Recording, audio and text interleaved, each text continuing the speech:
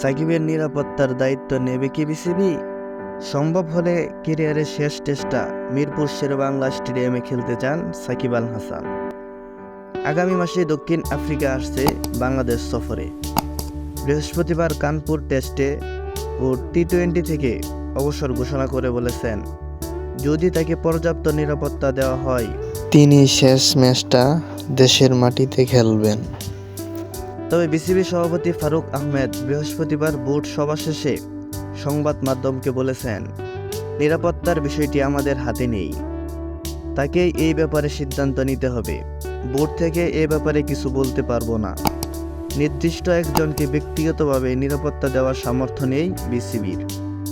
সাকিবের নিরাপত্তার ব্যাপারটি সরকারের উচ্চ পর্যায় থেকে আসতে হবে বলেই মনে করেন ফারুক। বিসিবি কোনো এজেন্সি না, পুলিশ না, র্যাব না, সরকারের তরফ থেকে নিরাপত্তার ব্যাপারটি আসতে হবে। বিসিবি সভাপতি অবশ্যই খুব করে চান সাকিব তার ক্যারিয়ারের শেষ টেস্টটি দেশের মাটিতে খেলুক।